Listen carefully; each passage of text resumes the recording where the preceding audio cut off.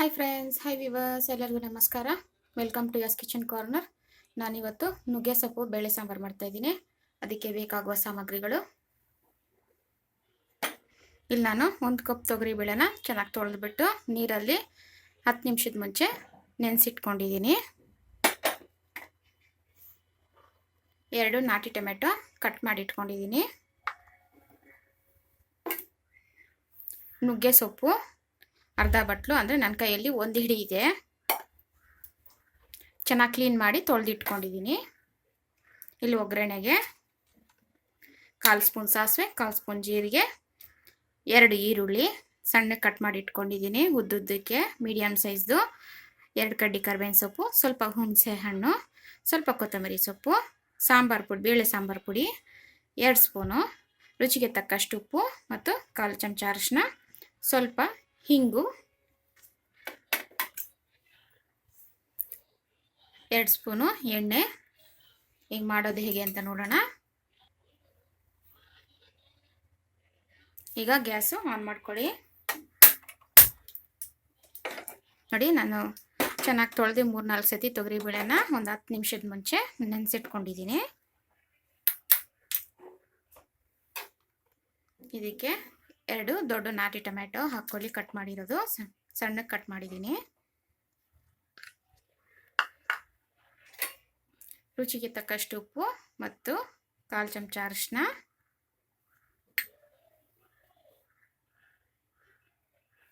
ಅರ್ಧ ಈರುಳ್ಳಿ ಹಾಕ್ಕೊಳ್ಳಿ.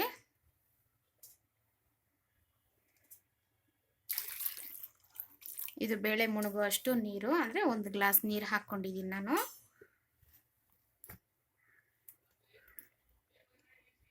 ಒಂದು ಸ್ಪೂನು ಎಣ್ಣೆ ಹಾಕ್ಕೊಳ್ಳಿ. ನೋಡಿ, ಕುಕ್ಕರ್ ಲಿಡ್ ಕ್ಲೋಸ್ ಮಾಡಿ 2-3 ವಿಸಿಲ್ ಕೂಗಿಸ್ಕೊಳ್ಳಿ. ಬೇಳೆ ಚೆನ್ನಾಗಿ ಬೇಯಬೇಕು.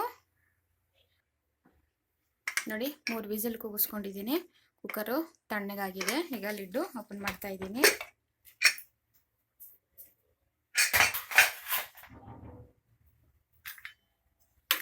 ನೋಡಿ, ಬೇಳೆ ಚೆನ್ನಾಗಿ ಬೆಂದಿದೆ. ಸ್ವಲ್ಪ ಮ್ಯಾಶ್ ಮಾಡ್ಕೊಳ್ಳಿ ಈ ಥರ.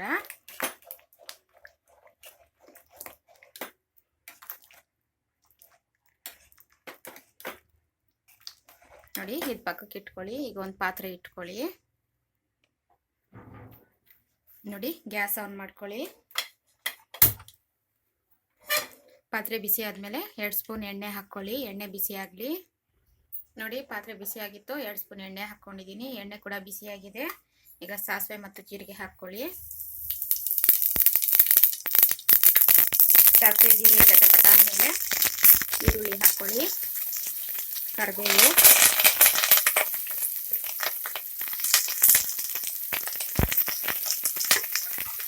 ಸ್ವಲ್ಪ ಇಂಗು,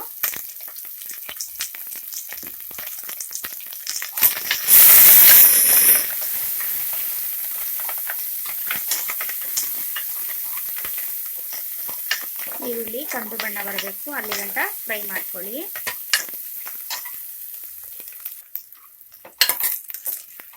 ನೋಡಿ, ಈರುಳ್ಳಿದು ಕಲರ್ ಚೇಂಜ್ ಆಗಿದೆ. ಇಷ್ಟ ಆದರೆ ಸಾಕು. ಈಗ ಫ್ಲೇಮು ಸಿಮ್ ಇಟ್ಕೊಳ್ಳಿ. ಬೇಯಿಸಿರೋ ತೊಗರಿಬೇಳೆ, ಟೊಮೆಟೊ, ಈರುಳ್ಳಿ ಹಾಕ್ಕೊಳ್ಳಿ.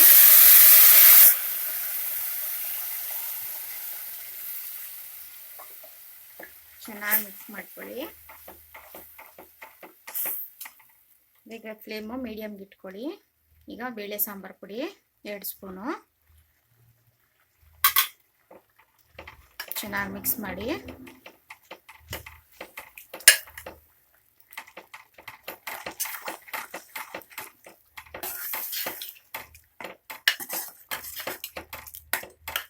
ಈಗ ನೀರು ಎಷ್ಟು ಬೇಕೋ ನೋಡಿ, ನೀರು ಹೆಚ್ಚಿಸ್ಕೊಳ್ಳಿ.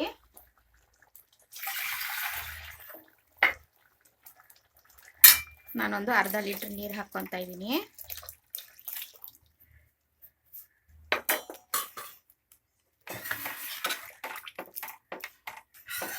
ನೋಡಿ, ನಾನು ಈ ಕನ್ಸಿಸ್ಟೆನ್ಸಿ ಇದ್ದರೆ ನನಗೆ ಕರೆಕ್ಟಾಗಿರುತ್ತೆ.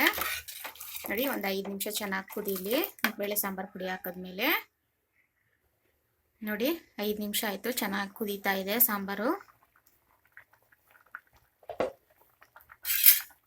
ಈಗ ಹುಣಸೆಹಣ್ಣು ಹುಳಿ ಹಾಕ್ಕೊಳ್ಳಿ.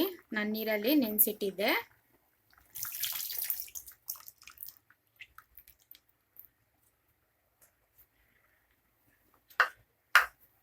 ಸ್ವಲ್ಪ ನೀರು ಹಾಕ್ಕೊಂಡು ನೆನೆಸಿಟ್ಕೊಳ್ಳಿ. ಒಂದು 10 ನಿಮಿಷ ಜಲ್ದಿ ನೆಂದೋಗುತ್ತೆ ಹುಣಸೆಹಣ್ಣು. ನೋಡಿ, ಹುಣಸೆಹಣ್ಣು ಹಾಕಿದ್ಮೇಲೆ ಇನ್ನೊಂದು 5 ನಿಮಿಷ ಕುದಿಬೇಕು ಚೆನ್ನಾಗಿ.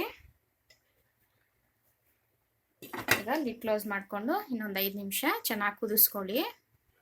ನೋಡಿ, 5 ನಿಮಿಷ ಆಯಿತು, ಚೆನ್ನಾಗಿ ಕುದೀತಾ ಇದೆ ಹುಣಸೆಹಣ್ಣು ಹಾಕಿದ್ಮೇಲೆ. ಈಗ ಲಿಡ್ಡು ಓಪನ್ ಮಾಡ್ತಾ ಇದ್ದೀನಿ.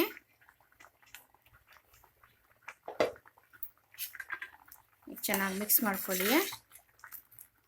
ನೋಡಿ, ಇಷ್ಟು ಗಟ್ಟಿ ಇದ್ರೆ ಕರೆಕ್ಟಾಗಿರುತ್ತೆ. ಈಗ ಸ್ವಲ್ಪ ಕೊತ್ತಂಬರಿ ಸೊಪ್ಪು,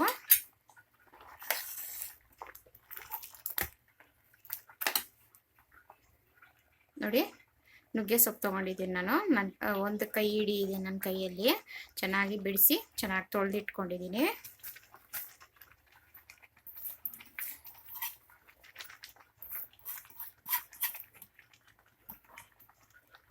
ಚೆನ್ನಾಗಿ ಮಿಕ್ಸ್ ಮಾಡ್ಕೊಳ್ಳಿ ಸೊಪ್ಪನ್ನ ಹಾಕಿದ್ಮೇಲೆ.